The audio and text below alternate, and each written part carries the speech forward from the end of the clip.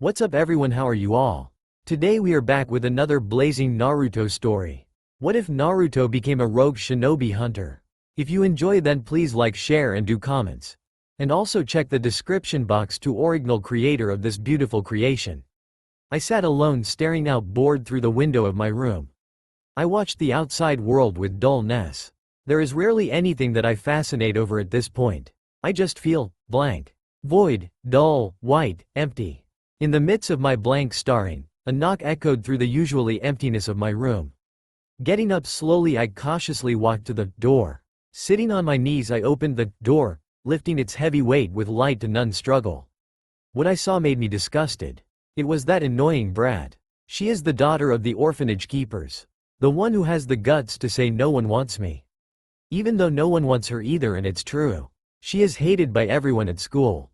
But because she is so rich, they all like her. But she causes so much trouble and gives so many problems. She is weird, annoying, and idiotic. And I hate her prissy guts. As she looked up, her eyes in a glare that only I ever see. Dinner, so get down here, stupid emo. She snapped out harshly, spitting out everywhere, spreading her unwanted germs. Mental note: clean the hell out of this door. Nodding slightly, I slammed the door in her face before she could say anything else from her annoying hole in her so-called face.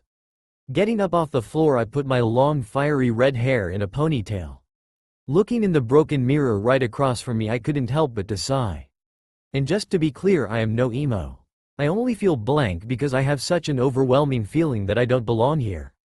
I am abnormally stronger. I can easily run up trees, hopping from branch to branch like a freaking monkey, and I have these really weird dreams about a boy around my age with whisker birthmarks, vibrant blonde hair, and blue eyes that shine kinda like mine. Abnormally vibrant but secretly dull. Sighing once more, I turned back to the door and started to climb down the ladder that has been nailed down next to it so I can get down easier. Truthfully, I rather would jump down, but the owners go crazy whenever I do something classified as dangerous. Finally reaching the floor of the third story, I made my way to the stairs and went down to the first floor where dinner was being served. But unknown to everyone, something different will happen this night. The night with neither a shining moon nor any twinkling stars. The night where no one shall hear the screams of terror that will swipe across the household. No, that isn't right. More like the nation. That monster just doesn't want her in his way, doesn't he? I sighed heavily as I made my way to the dining room, where all the young children and that annoying one and her very caring family dwelled. As my foot hit the last and final step, I heard utter silence. Something isn't right here. Don't get me wrong, I like quiet, it's just, this place is anything but quiet.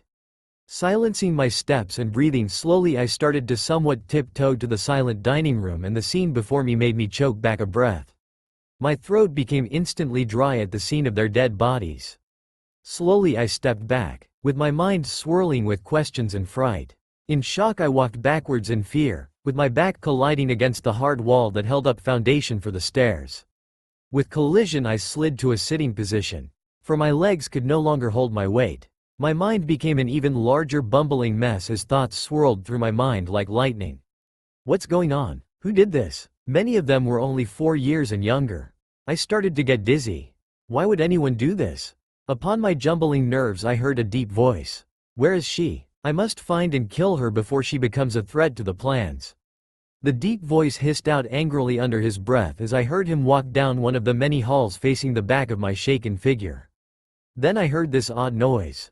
It sounded almost like a vacuum, but more clear-like. Does that even make any sense? I will not allow you to harm her. Another voice yelled out, this one much softer than the first guy. In a sudden, very tense moment, a giant boom shook the strong brick house, causing it to almost collapse to its knees. Then the next second, an almost transparent man with spiky blonde hair appeared in front of me with a very serious expression, and that's it. Everything turned black on me. What the hell is going on? Slowly the man picked the young redhead bridal style. Donning his face was a sad but kind smile. And in a blink of an eye they both simply vanished. Seconds later, the same man appeared in a clearing in a nearby nature reserve, walking deeper into the greenery and away from all human contact. After a few moments of walking, he went to a dead stop. Looking down to the unconscious child in his arms, a single tear cascaded down his face. And with a blur of hand signs, A vortex appeared before the two of them. Setting the child down, he put a small backpack onto her back. Its contents were fairly simple, but important. Inside was a special necklace, weapons, a pouch to hold said weapons, a small first aid kit, a small amount of food, some water, and a folded blanket. With a saddening sigh, he set her inside the swirling portal. As he touched the portal, his body became static for a quick moment. And he left this world with a soft poof. The next day. I woke up slowly from the continuing glares the stupid sun gave to me. Narrowing my eyes into a glare, I looked around in curiosity and caution. Wait a minute, my room doesn't get sunlight. I made sure of that. Blinking my blurry vision away, I noticed that I am not in that stupid orphanage, in my cold and dark room. Instead, I was in a forest. What? That is when the last night occurrences hit me like a ton of bricks. Dang. I hope the police don't blame me for any of this. With a sigh, I got up and dusted the dirt off my back and legs. I then noticed the hairband I put in my hair snapped. Even more irritated, I combed through my hair with my fingers with much trouble. After that irritation was over, I found a black bag located 2 feet from me. With a shrug, I went over to it and plopped down right next to it. Unclasping the item that kept the bag sealed, I started to rummage through the bag. I found 7 items in it. They were: 1. A pretty red necklace with a symbol that resembles fire. 2. A water canteen with a large amount of water in it. 3. A container with 2 days' amount of food in it. 4. A folded fleece blanket. 5. Some weird-looking knives, about 12 of them, and I want to say 30 feet worth of wire, thin and thick. 6. A small pouch that I guess where I put the weapons. And lastly, 7. A medium-sized first aid kit. Some pretty handy things if I say so myself, but I don't get the deal with the necklace, but oh well, it's pretty, so I'm gonna keep it. Putting on the necklace, I put everything else back into the black bag and set it on my back. Looking around dully, I decided to head to the right. Hours upon hours have passed. I haven't eaten anything. I haven't taken a sip. Nor have I rested. I just continued forward. But I have noticed 2 things so far. 1 is these trees are tall. Like super giants, which is odd since you don't see many trees like these Kansas's. It's a flat, crop type of lay of land. Not an Oregon tree free for all. And second is all this seems almost drawn. I ran into a group of squirrels and they looked odd. Not real even. It's just weird. Another hour passed and I was just absolutely fascinated. This forest really is an odd one. It seems to creak every so often, but it is unnaturally silent besides the few times you hear a bird's wing beat or its song from time to time. But slowly I started to hear the roaring of a vast amount of water. But it was still quite faint from where I stood. 2 more hours passed and the rushing water now roared through the clearing. By now I had a few twigs stuck in my stubborn hair and I just wanted to wash my dry face. Few minutes passed and it felt longer than it should. Passing through the bushes that separated me from the flowing stream of the calm river. Finding a small pathway of stone that crossed through the river, I skipped from one to the other. Sitting down on the largest stone, which was a little more than halfway point, I looked over the edge and gasped loudly. I look different. I no longer have those baggy folds under my now shiny blue eyes. And my hair, still matted and layered with dirt and twigs, is a more vibrant red. Another weird thing is that my skin is just one shade. It's all plain and white. Yay, no more weird areas that is a tannish color. But really, where the heck am I? And what is going on? After spending an hour plucking the twigs, leaves, and an insect from my hair, I noticed the sun went down quite a bit. So recrossing the river, I spent my time to find a tree with a large and sturdy branch. Half hour passed and thankfully I found a good sturdy tree with a branch large enough for me to sleep in. Happily I climbed up the tall tree quickly with a minimum of issues. Finally reaching to the branch, which was easily 100 or more feet from the ground, I got comfortable, ready to daze off into beautiful sleep. That is until my stomach interrupted me. With a small scowl I took my bag out. Ate 4 pieces of dried beef jerky, or well, whatever it was. Gulped down a good inch of my untouched water. Set everything back into the backpack. Then I unfolded the blanket, wrapped it around my figure and passed out right then and there. The next morning. Waking up in I want to say 12 or so in the afternoon. I refolded and packed the blanket into the bag. Putting the bag back onto my back, I quickly and painfully combed through my hair with my hands. Finished, I swung my legs over the side and jumped off the branch. Giggling happily, I landed on a different branch in a type of crouching position. With this branch only around 20 feet or so from the ground, I jumped off and landed on the small, narrow dirt path with ease. Making my way back to the flowing river, I refilled the small amount taken from the canteen. As I stood and capped the lid back on the container, I found a knife to my throat. Turning my head carefully, I found a tough-looking dude and a kid behind me. The tough guy, the one who was holding the knife, he also had some cow print leg warmers and a murderous look in his eyes. I chose my words carefully. What do you want, cowbell? Girly boy? So I could insult them in the best way that I am capable of. Mental smirk. I could see the steam coming off cowbell in waves. He twitched in anger and hissed out a question. Who are you, brat? And I am the one who is holding the kunai, so answer quickly. Oh, an impatient one. Deciding to comply, I stated with boredom. Name's Kuan, but please, call me your personal fire demon from hell. Got it, cow brain? If you haven't noticed, I love doing this. It's kinda a hobby for me when I find the people who gave me a bad first impression. His entire body was then engulfed with anger. His murderous aura growing tenfold, he swung the kunai at my neck, trying to decapitate me, but failed. With a smirk, I dropped to the ground and he just was barely able to stop the kunai in time so it wouldn't stab into his chest. Looking on in interest, he swung up the giant executioner blade that was on his back, swinging it down to where I was. It smashed down onto the floor, causing a mass amount of ruble to come into being. Ah, you just made baby rocks, congrats moo moo, you're a daddy, I said quickly as I was still descending down from my jump. Now sitting on the closest tree branch, I decided to test him again. And to my enjoyment, I will not be bored anytime soon. Clam your shiz, Mr. Moo. Geez, if I didn't know better, I would say you were trying to kill me, I stated out, still staring blankly at the two while inside I was smirking with a plan of fun coming to mind. They both gave me a blank, deadpanned look that made me feel like they are calling me an idiot. Oh well, haters gotta hate. I ain't gonna stop their job. You are one interesting brat, but possibly an absolute moron. He mumbled out the last part, probably not thinking that I would hear. Hey, that's rude. If anyone is an idiot, it would be you, moron, I said with a smirk as I threw a twig at him to where he dodged with some difficulty, probably because he didn't expect it. He once again ignited with anger. Raising his sword up in the air, he continuously tried to decapitate me. What's up with you, and aiming for the head. He swung once more, taking a string of my hair off. Irritated, I yelled at him. Hey, watch it, grass for brains. You're getting too close to my head. He smirked, still a little irritated, and grumbled, that's the idea, as he swung again, missing me by a long shot. Wow, nice aim. What are you trying to hit? Is it the ground? Are you trying to make more baby rocks with Mother Earth beef brain? If so, congrats. Have fun raising your vast amount of rock children. His body quaked with absolute anger, and he started to throw those kunai at me. Still dodging easily, I made the realization. I have way better stamina and leg strength. Ain't this awesome? Smirking again, I decided to see if any other modifications were made. So I set my vision to the throwing kunai that are aimed right at me.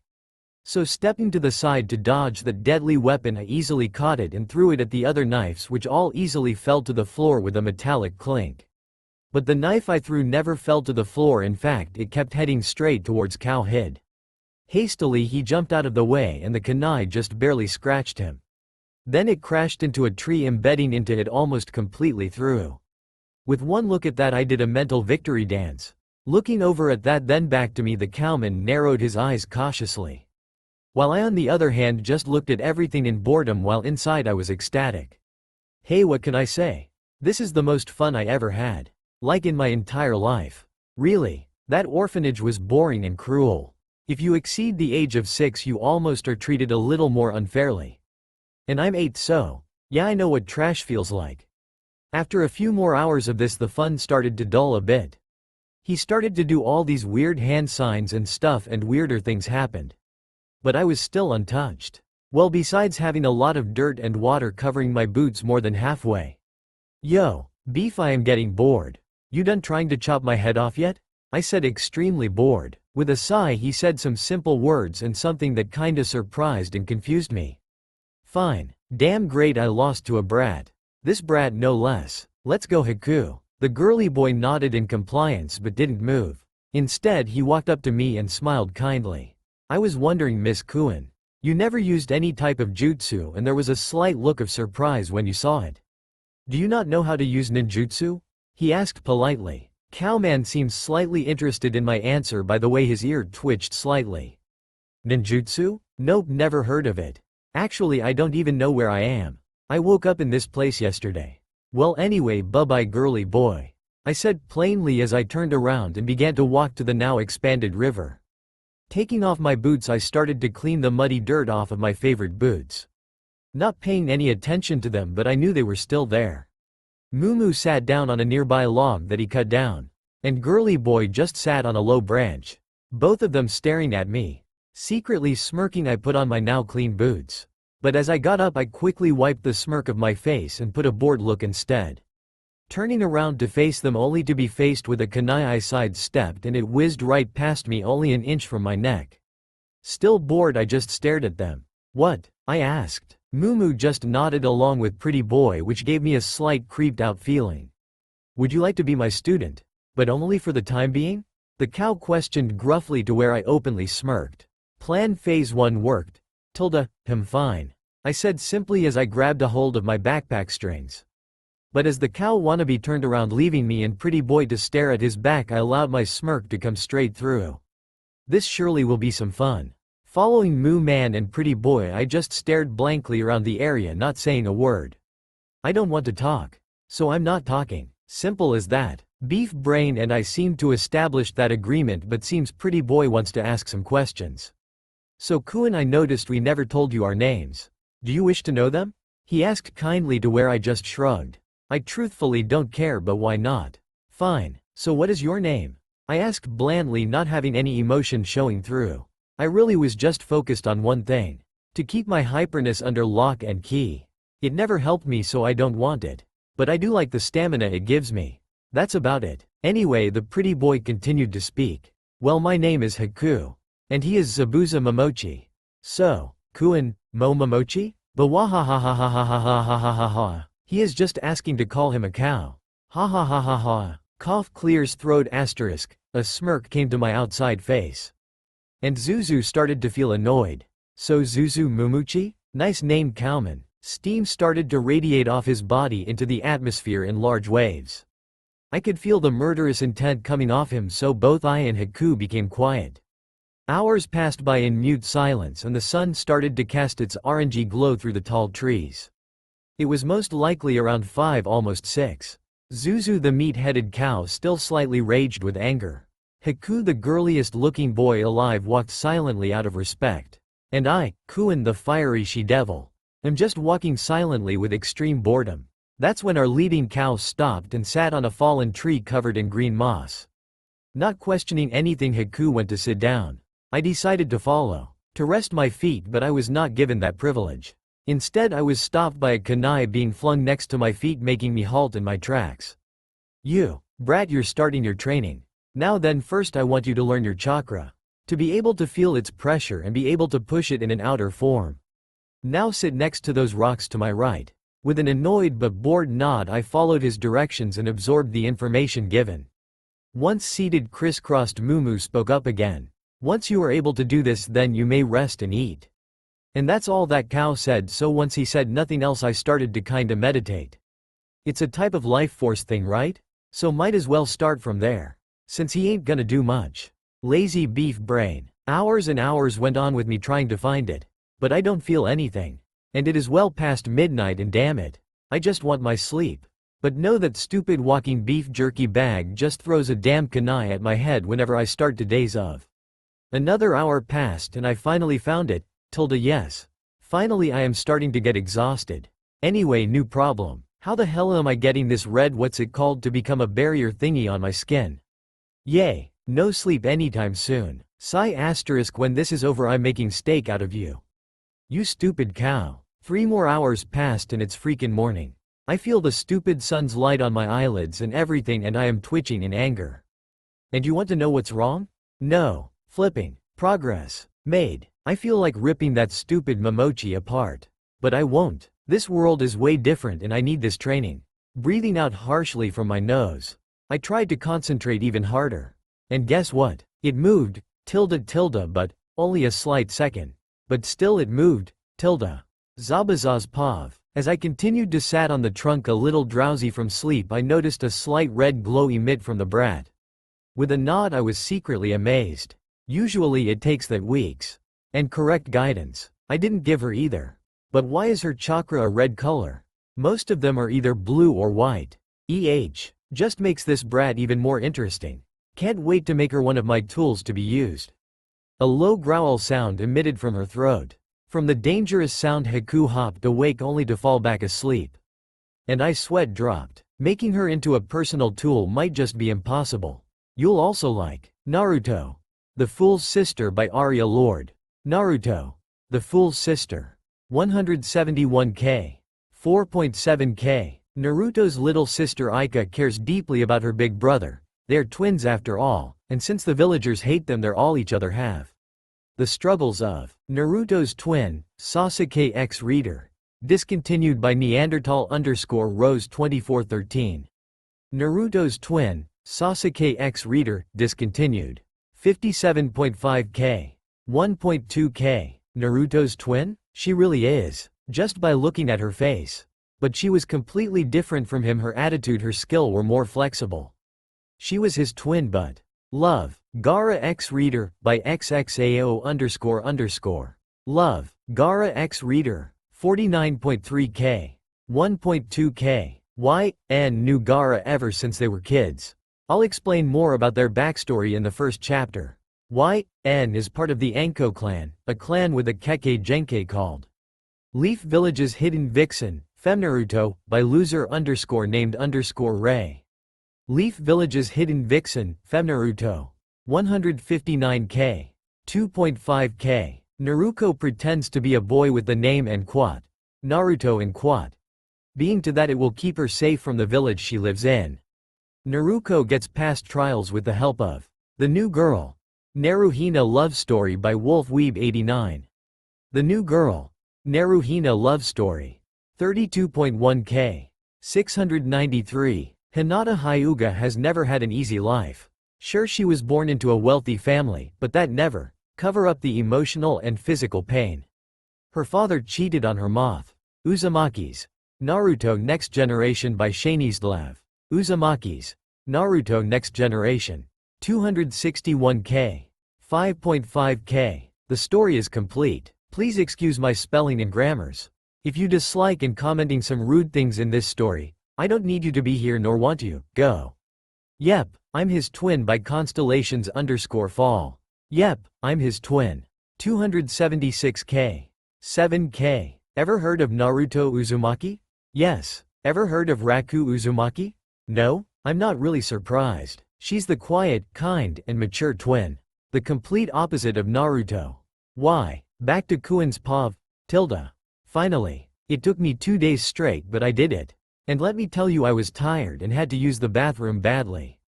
Once able to hold it as a barrier to which the only way I knew, because it felt war against my skin and the red river I stared at trying to control, only to find out I had to just relax, lessen a bit. Once able to do that, I jumped up and ran into a deeper part of the woods and finally was able to lose those stupid tummy pains. A few minutes later I came back to the group and unknown to me I still had the chakra barrier up. And I guess it made me look a little scary since Moo stared wide-eyed. And Haku freaked out a little. What? I asked, stated out in anger. Brat, you can drop the chakra barrier now. I don't want to carry your exhausted body. And if Haku carried you, it will make him a bit slower. He said blandly, to where I just stared at the two with my question clearly posted on my face. What? Moo the stupid A*hole looked irritated. Drop the chakra. Kid, I'm serious, you can die from this and become a waste of my time. He growled out, but I still looked at him in confusion. I thought I dropped it the instant I got it to where you asked though? I questioned as I looked down, and to my shock it was still there. And a bright red color. It almost blended with my hair. Now that is red. Closing my eyes I saw the flow larger, not smaller like it was last night. What's going on here? I decided to try and put that small line of chakra back into the main flow. After a while it went back to its normal river-like flow instead of branching off. Once back to normal, my legs suddenly felt like a liquid and I fell to the floor with a loud thud. Ow! I yelled out since I sadly landed on a stupid rock. A sharp one at that. Opening my eyes, I saw Pretty Boy struggle with his laughter. I glared at him viciously. He shuddered at the sight of my glare. Going back to my blank stare, I got up and dusted off my dirty clothes. Hey cow brains. I am gonna need new clothes, ya know, to blend in a little better? I said as I crossed my arms and looked over at him with a blank stare that I knew it lightly freaked them out. Like, come on, I act crazy, then I do this. I become blank. It would truthfully freak anyone out, and I find it funny that it does. Anyway, back to the conversation. Mumu sighed in annoyance. Fine, but as payment you will be going on bounty hunts. So I guess I'll have to teach you how to kill properly. He said with a blank look himself. Fine. Also, when you say, teach, are you just going to force me to figure everything out myself, or are you actually going to teach me? I questioned him, making him buzz with annoyance. Don't push it, brat, he grumbled out as he started to move south. Not saying anything, Hiku and I got our things together and followed. Soon we arrived into a fairly small village, city, town, civilization thing. And I got some odd looks, but whoop-de-doo. We followed him to a small store to which I already knew what to do and grabbed 2 dress robe things. Both exactly the same though. Brown with a red band thing for the center. Coming back to where they waited, kinda, I really just took the first thing I found idealistic for training and such. Showing the clothes to Mumu. He nodded and paid for it and we left. Yay, no socializing with people who are already calling you a weirdo. We arrived back somewhere in the woods. I don't have a clue where the heck we are, but yeah, what else do I don't know? Let's make a list. 1. Where the hell we are. 2. How did we get here? 3. What happened back in the orphanage? 4. Who were those 2 dudes? 5. Who these guys really are, cause I am getting a feeling they ain't no normal travelers. Wait, did I really just say that? What normal travelers have a giant ass executioner sword with no eyebrows and cow print leg and arm warmers? Anyway, yeah. Those are my main questions that I don't know tea about. Back to Mr. Mu, he kept on walking for hours, no one stopped and it was absolute silence. Not the uncomfortable kind, but still I don't think the wilderness is known for being mute. More hours passed by and the sun was almost touching the land in a pinkish, purple glow. And he finally stopped just as the night started to roll in. And I don't know if they haven't noticed yet, but I haven't really eaten anything for almost 3 days and we haven't gone for a bathroom break. But oddly enough, I haven't found myself needing to. Is something wrong with me? I really don't know, and I have been feeling unnaturally stronger. Well, more so now than before anyway.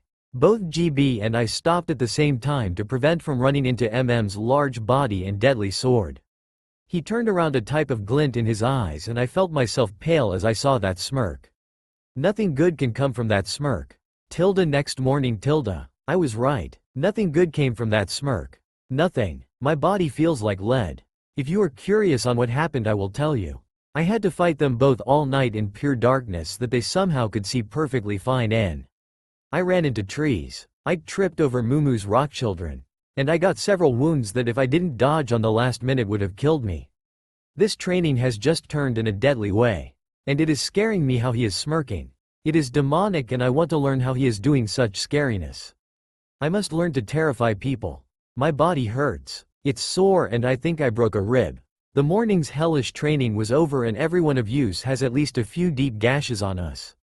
Well, besides Girly Boy, I just knocked him out. So he only has a few minor scratches, while Moo and I were practically laying in a pool of our own blood when the training was done for the day.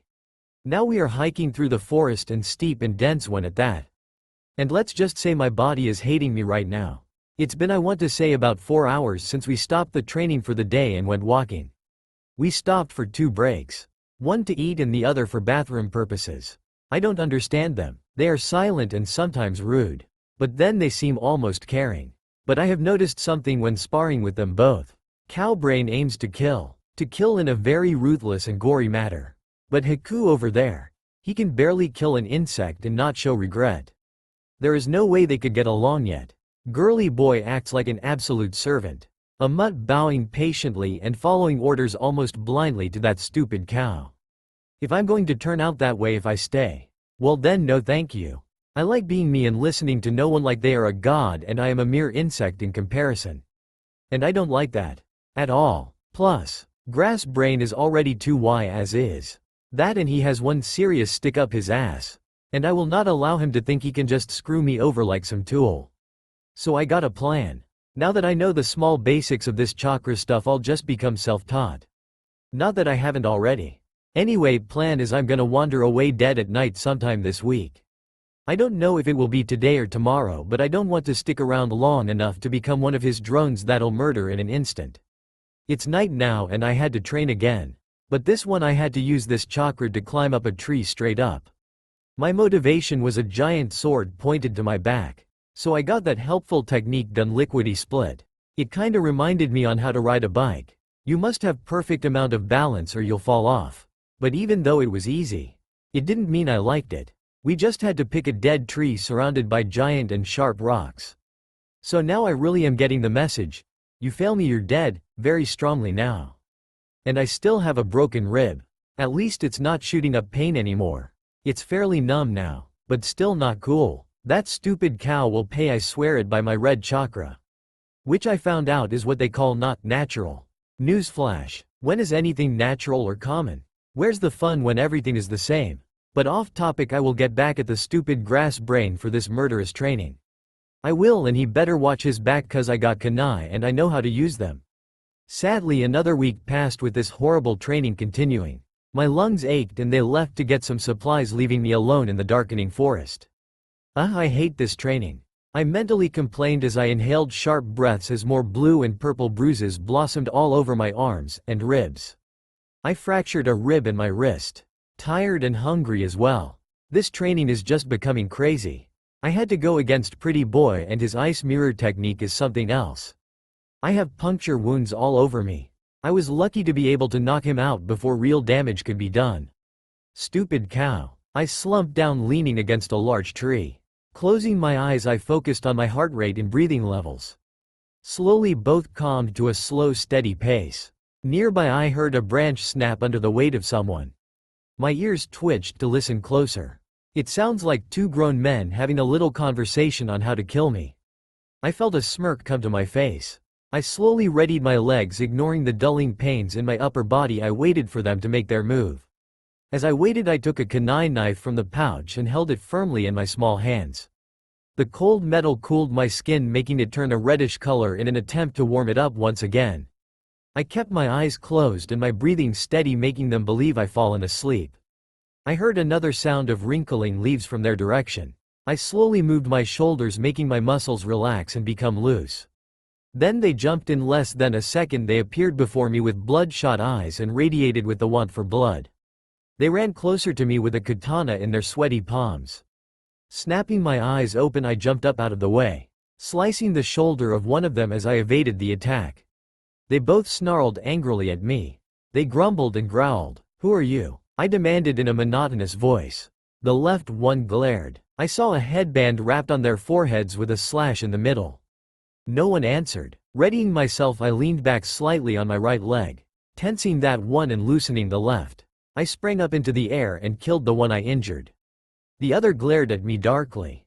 But before he could even blink, I was already in front of him. His weapon discarded on the floor next to his fallen partner, and my kunai digging into his shoulder with another near his neck. I glared up at him. "Now tell me who you are." The man looked pale as I hissed those words at him. "R Rogue N Ninjas F from T the village H hidden eye in the sand," he stuttered helplessly. I logged my kunai further in the skin of his neck, drawing a little blood. "Rogue Ninja?" I said. "Who are you, not what's your life story?" I said as I glared up at him. And in a swift movement he fell to the ground dead. Boredly I rolled my shoulders as I picked up both of their katanas. Resting them in their sheaths, I held onto them in a loose grip as I moved forward. Not before taking whatever money they had first. Casually I walked away from them, heading off into a random direction in silence. Good thing I had my bag on me when they attacked. Taking out a piece of food I slowly ate as I continued walking. Now that I left them, what to do now? I smirked at a certain thought. Maybe become a bounty hunter or something. This book of theirs gives me pretty good targets. Might as well do that. I chuckled softly to myself. Rogues, bandits, gangs, ninja, and citizens beware. The Red Devil is here and gonna have some fun. I ran through the treetops in secrecy. I have been trailing these two chunin. Why? Because they have murdered for sport and game. And raped 2 women each. If that's not a good reason for hunting the demon brothers of the mist, then I don't know what is. Right now I'm trailing them a bit. I want to make sure their guard is dropped before killing them. The location I am in right now is on the very top of the middle of the forest as I track their chakra. Right now it seems they are near one of the hidden villages. The leaf one, I believe. I have never been in that one. I wonder if they are as depressing as the rain village, odd as the cloud, or just stick up the ass sand. Seriously, those villages just don't settle for, I don't know, should I call it normal? What is the definition of normal anyways? I shrugged at my own question and readied my legs to jump onto the next tree. I heard a flock of birds rush out of the tree the 2 idiots were in. Narrowing my eyes, I quickly pushed off and continued to hop from one tree to another in great but silent speeds. I stopped once more once I was a mile from them. I concealed my chakra force more than normally just as a precaution. My ears twitched as I heard their plan. We will first take out the Jonin, then that runt Genin. Once those 2 are down, head for the bridge builder. We kill the others, then go back to the hideout for the money. One of them stated like it will go all according to plan. I couldn't help my smirk. With only one thought processing in mind. Nothing can ever go as planned. Especially in this damn world. 3 hours later. I sat there lazily in my tree as I saw an odd group walk down the dirt path. The blonde and pink-haired ones were the loudest and most annoying. And judging by appearance and height, the blonde is the runt Genin and the pirate with the silver locks that stand up is the Jonin. I hummed to myself as they walked past the puddle the 2 idiots were in. The Jonin's eye looked to the side, nonchalantly gazing at the puddle. But I saw a spark of knowing. He knew exactly what is going to happen. I smirked even wider as he continued to walk, not saying a word. They continued to walk until they were 10 feet away from the puddle. In an instant they jumped out silently. Bloodlust vibrating silently through their body. You could see it in their eyes. They wanted blood. They swung their chains, it wrapping around their target the Jonin, and tugged so tightly that it ripped him apart. The Genin and older man screamed in surprise.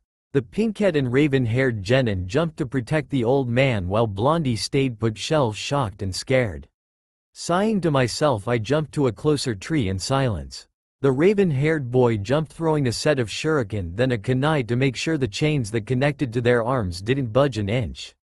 The 2 looked shocked before they unhooked the chains that connected to their metal claws. One went for the old man and pink-haired girl while the other went for the blonde.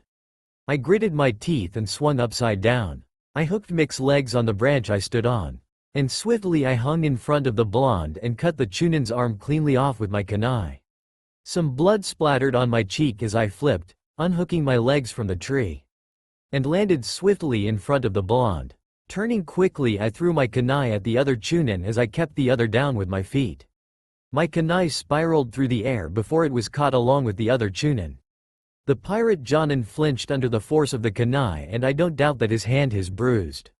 He chalked the Chunin that was in his grasp, sufficiently knocking him out. He turned to the older man. You need to do some explaining. Then he turned to me with a questioning stare. And who are you and why are you here? I stared blankly at them, then pointed to Blondie behind me. Questions later. First, the blonde got cut by one of the blades on this guy's. I stomped viciously on the dying Chunin. Claws, which was heavily coated with poison. I said simply. The blonde paled and started to thrash around the area. I, along with the pirate, sweat dropped at him. Naruto, stop running around. It can make the poison spread faster. Pirate told the blonde. The blonde instantly went still. Hey, the duck butt-styled hair Genin said. Blondie turned his head to him. What? You're not scared, are you, scaredy cat? Duckbutt said smugly. The blonde seemed to be furious at his comment. He started to yell at Duckbutt but was stopped by Pirate again because of the poison. Then the blonde went all super inspirational speech. Then stabbed himself with a kunai to get the poison out. And all I could do was stare. This group is really weird. I like them. I think I might stay for a while. I stared at the group in curiosity. That and annoyance. Blondie. No, I'm gonna call him Whiskers. Alright, so Whiskers went all nutsy cuckoo after he stabbed himself. Pinky called him a masochist. Duckbutt continued to be a emo. Pirate was all. That was a great speech, but we seriously need to stop the bleeding or you gonna die. And the oldie dude with the mushroom hat thing was all small smiles. Whiskers freaked out about being too young to die. So Pirate went to wrap his hand. And I suddenly felt weird. Like a vibrating feeling. I don't know. I'll just keep it at the weird level. Anyway, Pirate stared intensely at Whiskers' fabulous hand. And Whiskers was all like, yo, scarin' meh. What wrong? And Pirate was just, oh, you'll be just fine. He finished bandaging him and turned to the old man. With his back turned, I walked to the two chunin. Or well, the corpse and the unconscious one. With a gruesome smirk I nudged the living one. It took him a second, but he opened his eyes all the same. When he saw my smirk I could see he was starting to turn in jumbled nerves. So, tilde the hard way or easy way? Tilde, he quickly stuttered hard as he tried to glare at me and to make it seem like he was not about to lose his pride. And life. I smiled sweetly. He was failing horribly. I gripped his hair and ripped the chains that held them. With a smirk I held him down with ease as he struggled helplessly in my grasp.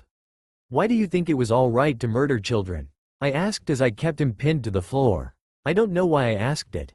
But I guess I want to know that I am not killing innocent people. And be positive that I'm not.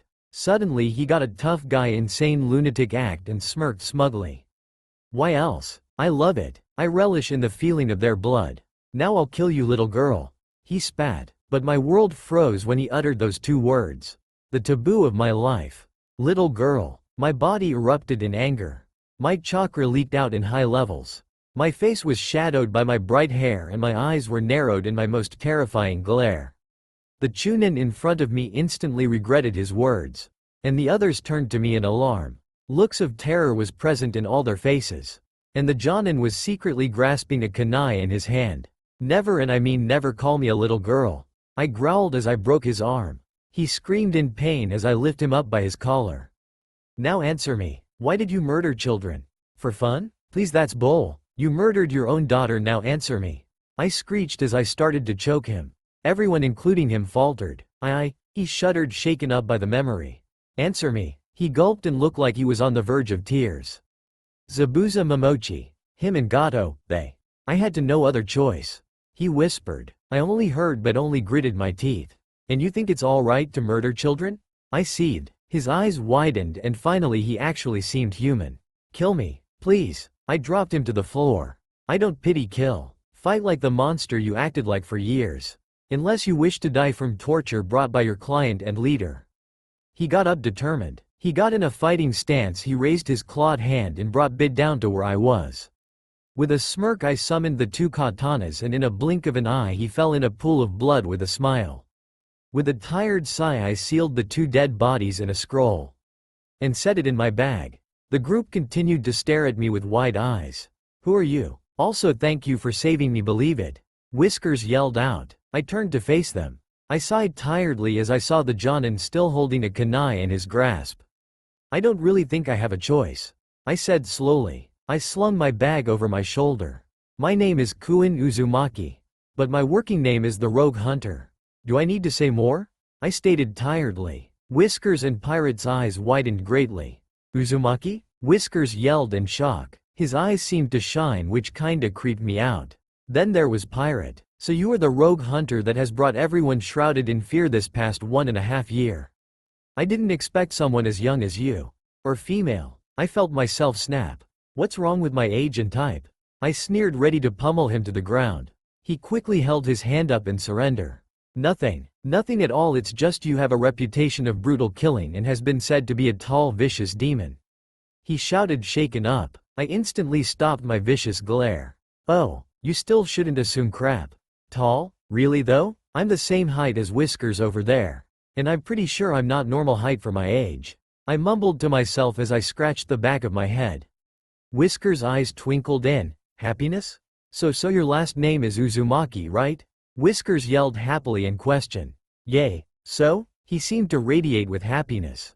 That means we are related in some way. Believe it, my name is Naruto Uzumaki. And as of right now I shall be your big brother. Believe it, I'll be the best big bro ever. He yelled out, practically destroying my eardrum. I twitched. I turned to him with a glare. Now hold it, Whiskers. I'll be the older sibling. Got it, little brother? I said with a smirk. He mutely nodded with a grin. Pirate's eyes narrowed in suspicion. I have a question. Where did you learn to fight? And who are your parents? That's 2. But parents I got no idea. And for who trained me? 2 words. Moo moo. They all looked at me confused. What does that supposed to mean? Believe it? Whiskers questioned out confused to where I looked at him with a grin with a peace sign. You'll see. Are you alright in the head? Pinky asked a bit snootily. I turned my attention to her. I honestly don't know anymore. They all deadpanned at my words. So anyway, who are all of you? Whiskers smiled as he pointed to himself. I'm Naruto Uzumaki. Believe it? I simply nodded in his direction. The one and only beautiful Sakura Haruno. And if you dare hit on my Sasuke-kun, I'll tear you apart. I cringed at her loud, annoyingly smug and perky voice. I even had to hold back a gag. I then slowly turned to the duck butt and pirate. Sasuke Uchiha. Stay out of my way. I sweat dropped at the duck. Now I see why Whiskers is so pissed at him. Well, pissed and jealous? I sighed out again, completely annoyed. With narrowed eyes I turned my full attention to the pirate. Yo, he said blankly. This made me twitch in annoyance. They asked what's wrong with me. But now I don't think I'm the one with problems. Irritated, I finally turned to the old man. Tanzuna, you better respect me better than those brats over there. He stated sassily. Dear God, I can smell the sake from here. And let me tell you, it ain't pleasant. Gagging slightly, I just nodded. I'll be here for my curiosity and Whiskers, but that is it. The faster I'm away from these weirdos the better. We were on a boat now. A very unstable rickety and wobbly boat. Wait, those all mean the same thing. Well, this is all of them. And to make this worse, I'm stuck in between a stupid hormone pink ape and an irritated duck. Twitching seemed to have become my habit now as well. Right now I'm just twitching as my fist tighten and my teeth clench. I'm this close to ripping her vocal cords out. Not to forget smashing this damn duck's ego. Like, my God, these two need to step a few thousand yards back. She thinks she is super smart and strong, but she is asking the stupidest questions and ain't doing shit but complain and criticizing everyone besides her beloved Sasuke-kun. Blah, I think I just threw up a little by just thinking that. I gritted my teeth even more, trying to blur them all out. Next thing I know, we hit land, or well, a boardwalk that is a part of the village. And now we are walking through a forest to get to the old man's house. Seems Whiskers wanted to impress, so he decided to waste good kanai. I mean impress and outstage Ducks and Pinky. No, I mean waste good kanai. I sighed in annoyance at their loudness. Why the hell did I come with them again? Suddenly Whiskers yelled. There! And his kanai whooshed slowly through the air to lodge itself in the tree behind the bush. Pirate's eyes flashed, and I myself felt a presence. Naruto pushed the bush apart for us to see a terrified white bunny. The rabbit pressed itself into the side of the tree, trying desperately to hide. I couldn't help but narrow my eyes at the terrified creature. 2 things bothered me about this creature. 1, its fur is white. And it's summertime. It should have a brown coat. And second, that rabbit is oddly familiar. It had a small silver diamond on its left paw. Wait a second. Is that pretty boy's rabbit? Just as that thought entered my mind, I felt a whoosh of bloodlust. My eyes widened at the new and familiar presence. Pirate seemed to as well. He yelled out duck as he brought the closest person next to him down. First I thought he was calling out duck, but yeah. Anyway, everyone jumped down to the floor besides me. I decided to just dodge the blade completely by leaning to the right. The sharp executioner blade whooshed past me and barely grazed my ear. The blade lodged itself in the tree, and on top of the blade facing the other way was the one and only manure ass. The hell you doin', moo moo? Ya know you're facing the wrong way, right? Everyone kinda turned and gave me the "brah ya stupid" look. But I just smiled and waved at them, making them deadpan even more. Moo moo turned slowly with a murderous look on his face when he looked at me. Kuin, he seethed, letting out so much venom as he muttered my name. It almost made me want to shiver in fear. Keyword. Almost. But you know, not normal in the slightest. Blood-loving, and a complete psychopath, if you will. So instead I reacted with a bright smile that made my cheek muscles ache. And with my own venom. Moo moo, so nice to see you after all this time. But truthfully, I was hoping you got stabbed to death. He gave out a humorless chuckle. Mutual feelings, brat. I'll handle you later. First off, the old man. Best to move out of the way. By this time the others got up. Still a little in the shocked side. More the genin and old man than pirate. Blondie, bubblegum, and duck ass already in a triangle formation around the bridge builder in a pathetic try to shield him. I narrowed my eyes at him. Hell no, I uttered silently, seething, my features slowly turning blank as I pulled out my kunai. One in each hand, sharp, with no chip, or a faintest hint of rust. He turned to me with an amused expression. With a tch, he flew at me quickly or slowly in my case. In an instant I was already behind him aiming for his upper back. But by pure instinct he blocked. Still stuck in midair I used my feet to kick of that damn blade of his, pushing me away quicker, before he could swipe at me, only to meet air as I flipped backwards to stand next to the pirate ninja. He grumbled curses after curses. He went back to a defensive position studying us all. With a smirk he say stuff to pirate smugly while I stared blankly ahead. Moo moo, you've gotten weak, I said blankly as he started to shake in rage. You're so slow. And you're talking during the fight. Are you stalling? Wow, you gotten so pitiful that you're stalling. I feel so sorry for you. Too bad you had to be killed for attempting to take innocent lives. I rambled on as he shook more and more. Then in a burst of speed he ran at me, sending vicious and semi-sloppy swings. All easily blocked. I'm getting bored, I said blankly as I kicked him to the side. Weird children my age, sensei that is a perv, and drunk old man. I'm just gonna protect the drunk. This fight is too boring to me. With that said I skipped over to the irritated old man and stood in front of him in a relaxed position. I stood in my relaxed position next to the drunk as everyone, including Moo Moo and Pretty Boy who is hiding in that tree to the right of us all with 3 senbon needles peeking from in between his fingers. I gave them all a bored look before retaking out one of my kunai and twirl it expertly in complete boredom. Should I or should I not point out girly boy? By the way he is positioned I get the impression that he only will act only if and when Moo Moo is in grave danger. And by that stupid mask it seems he will pull I am a hunter nen, and have been hunting him down for a while. Thank you for your help, then whisk his half-dead body away. If so maybe I should let him be. It will be more amusing for me anyway. I decided I shall leave Pretty Boy and that stupid cow alone. For the sake of my amusement. But what will I do after this all is done? Musing to myself I stared at the fight Pirate and Moo Moo is doing. They were talking again. And in a sudden fluent movement Moo Moo threw Pirate into the water. I narrowed my eyes at the water. It's thicker? Is this a type of jutsu? I crouched down, my hands clenching the kunai. I glared at the water in suspicion. When Pirate came back to his feet he looked way down. The water around him rose, engulfing and submerging him in a type of bubble. Moo Moo went on to explaining what Pirate did wrong, all the while smirking in victory. While I think he was smirking, it's sometimes hard to tell with those bandages. I gritted my teeth in annoyance. What the actual fuck is with all this damn talking? I silently seethed as Pirate yelled at the weirdly clothed and styled sadly my age children to take the old drunk and run. Ha, ha, Pirate, that ain't gonna work well. He will have clones go after them and pick them off one by one. Not only that, but if they left he will continue to weaken you enough to take you out with one good blow. Anyways, they're ninja. No matter how fresh they are, ninja must face life-threatening times to survive and grow. If they can't work together to defeat a common enemy, then they don't deserve the title of ninja. Cowards have no place in this world. It's sad, but in this in all worlds you have to work up the ranks, get stronger and stronger, to simply survive.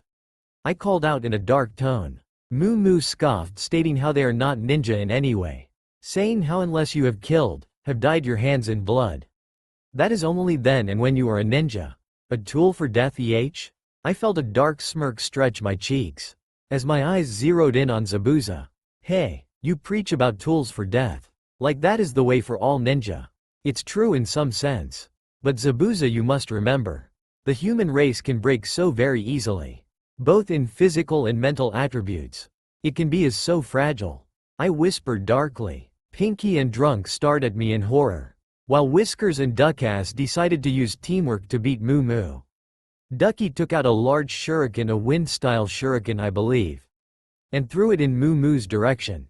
He dodged the first one, to only find there was another in its shadow. He narrowly dodged that one as well, only to find it was a henge or transformed Whiskers. He threw a kunai at him, leaving Moo Moo no choice but to let go of the jutsu. Smirking, I couldn't help but to comment, Sorry that bubble of yours was bursted. So rudely too. Tilda, I stated in complete amusement. Oh, if only I had a camera. Tilda, I would show off how the great demon of the hidden mist got outdone by a duo of 12-year-olds. Tilda. Moo Moo scowled in anger as the water pooled around them like a type of dame brogue. Dragging Whiskers under, he swam up, choking up some water before smirking victoriously. Then explaining his plan, ending it with a, "Believe it." I smirked at the blonde. Yeah, I think I will believe it. Not in that, but you in general, Blondie. You will be one awesome ninja in the future. Then sadly for my sanity, they went back to talking. Gah, how I loathe the talking. Finally the 2S ranked ninja finished their chit-chat, ending it with a fearful moo moo. And facing what was supposed to be his death. But life decided to put a ha ha ha ha nope, Tilda, in my face as Pretty Boy released his senbon at the right moment, stopping Pirate from finishing the kill correctly. I can't believe I actually forgot about him. I thought as I sweat dropped. Whiskers complained about someone around there our age could defeat Moo Moo so easily. As I just stared at the dead body disconcerted. Then I turned to look at Pretty Boy just as he jumped past me, claiming to the group that he will dispose the body. Pirate explained to them all, mainly Whiskers, that in this world there can be children younger than us, but stronger than him. I'm already stronger than you though. I don't care enough to explain that.